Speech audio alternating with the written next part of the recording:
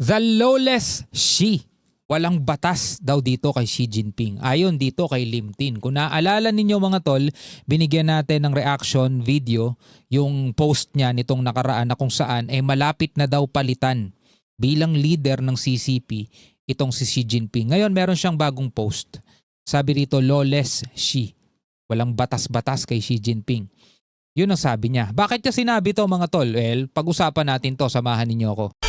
I'm just a young nigga chillin' on it. First time I seen ice was a Alright, magandang araw sa inyong lahat. Welcome ulit sa ating bagong video, reaction, review, commentary, opinion, criticism at kung ano-ano pa. Samahan ninyo ako mga kapatid at meron tayong bagong pag-uusapan ngayon. I hope nakasubscribe ka na dito sa ating YouTube channel. At kung bago ka pa lamang mga kapatid, huwag mo rin kalimutan mag-click ng notification bell para ma-notify ka whenever na gumagawa po tayo ng reaction, komentaryo, opinion sa mga may init na issue na pinag-uusapan ngayon sa mundo ng internet. At kung ikaw naman ay nanonood dito sa ating FB page, syempre huwag mo rin kalimutan mag-follow and like. Maraming salamat sa ating mga bagong followers na nabubuksan na ang kaisipan, ang diwa tungkol sa tunay na ipinaglalabang interes ng ating bansang Pilipinas. So simulan na natin to. Mula rito kay Limtin. Sabi niya, lawless Xi. Takihan natin ng konti. Yan. It was grating to listen to Xi Jinping lecturing other peoples about obeying international law in his meeting with visiting British Prime Minister Keir Starmer last week. Diba? When the China he leads routinely ignores it, and when Xi himself has explicitly rejected the rule of law as incompatible with Chinese Communist Party CCP principle. How ironic mga tol, no, na nile-lecture ni Xi Jinping, sinasabi ni Xi Jinping na dapat daw sumusunod sa international law ang mga bansa, while yung China na mismong pinangungunahan niya ay ini-ignore ito o binabaliwala ito. Bakit sinabi yan ni Limtin? Tuloy natin mga tol. Nowhere in his contradiction more glaring than in the South China Sea. Eto na, dito na ngayon papasok ang issue ngayon ng China at Pilipinas. In 2016, in a case brought by the Philippines versus China, an arbitral tribunal constituted under the United Nations Convention on the Law of the Sea or UNCLOS ruled unequivocally that China's so-called Nine-Dash Line, claiming most of the South China Sea as Chinese territory, had no legal basis. Beijing's response was not legal, rebuttal, or compliance, but outright contempt. The ruling was dismissed, mocked, and treated as meaningless. This was the more shocking since China is itself a signatory to UNCLOS. Since then, China has continued unlawfully to encroach on the sovereign waters and exclusive economic zones of its Asian neighbors. In open defiance of international law, it claims to respect.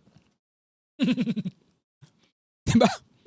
Nananawagan si Xi Jinping mga tol na sana daw na dapat galangin ng mga bansa ang international law, while mga kapatid, yung 2016 arbitral ruling, mga kapatid, ay mula international law na hayagang hindi basta-basta hindi lang basta-basta hindi tinatanggap ng China eh. Kumbaga mga kapatid, binabaliwala nila, tinatrato nilang void, illegal, mga tol. Sabi nga rito,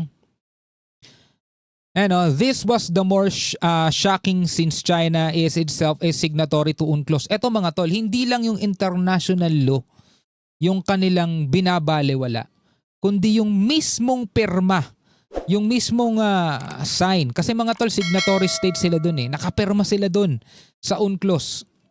No? Pero mismong pirma nila, hindi nila ino-honor, hindi nila kinikilala.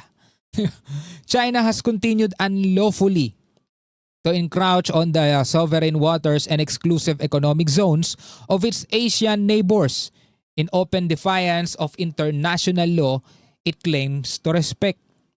Grabe. Xi's disregard for rules is not confined to the international arena. It extends to the CCP-owns internal governance. Reports surrounding the recent purge of General Zhang Yuxia and Liu Zhenli from the Central Military Commission (CMC) point to procedures that were ignored. Zhang, as a member of the 24-member Politburo and vice chairman of the CMC, could not be removed under party rules without the approval of the full Politburo and the CMC itself. The same procedural requirements apply to Liu Zhenli. She bypassed both bodies and acted unilaterally, violating the very party rules that underpin the CCP authority. So pati pala rito mga tol sa kanila, no? Ito pala si Zhang Li at si Zhang Yuxia at si Liu Zhenli ay hindi mo basta-basta pwedeng tanggalin, alisin sa pwesto ng hindi aprobado, mga kapatid, ng buong Politburo, no? Sabi rito, Politburo and the CMC itself.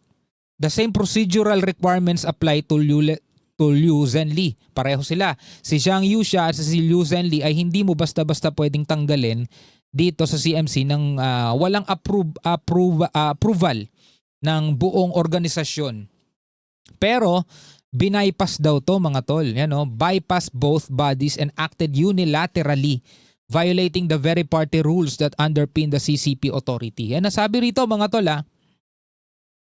This pattern matters. Ayan, this pattern matters. The CCP does not rest its legitimacy on law in the democratic sense, but it does rely on strict internal rules to manage elite politics and arbitrary power.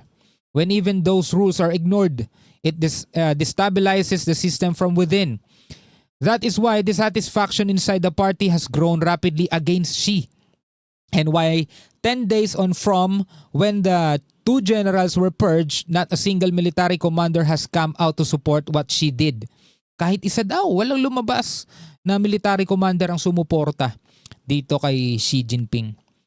Here, the silence from the military itself is far more important than the accusations which Xi's party mouthpiece have hurled against the two generals. There is a mass revolt against Xi in the CCP and the military, not because Xi broke international law, which the CCP has long been willing to do, but because Xi broke party law. Nilabag daw mga kapatid ni Xi Jinping yung mismong batas ng CCP. Sabing ganun ha, sabing ganun dito. For Xi to demand respect for international law abroad while discarding legal and procedural constraint at home is double standards and the highest hypocrisy.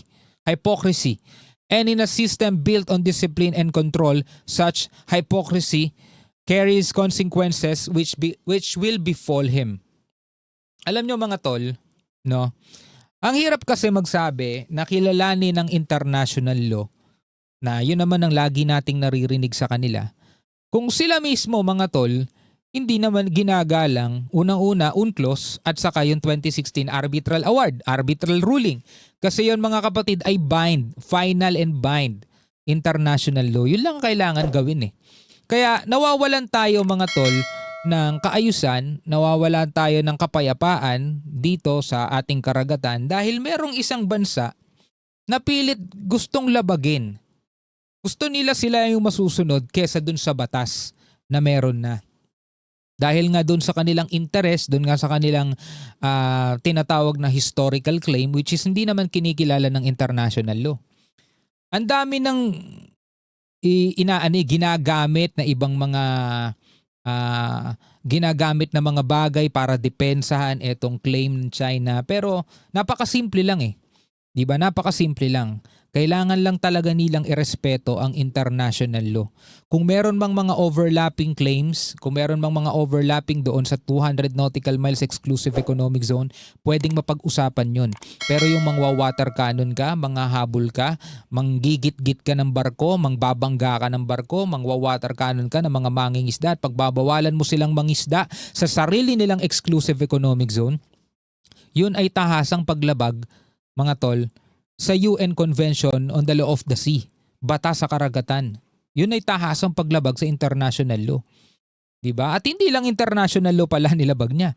Maging yung ano nila, batas doon sa kanilang organisasyon, doon sa CCP. Naku po. Ano ang masasabi ninyo rito mga kapatid? No? Bilang mga Pilipino, ano ang inyong masasabi rito? Comment na lamang kayo sa ibaba. Hanggang sa muli, ako nga pala si Shovel D. Peace out.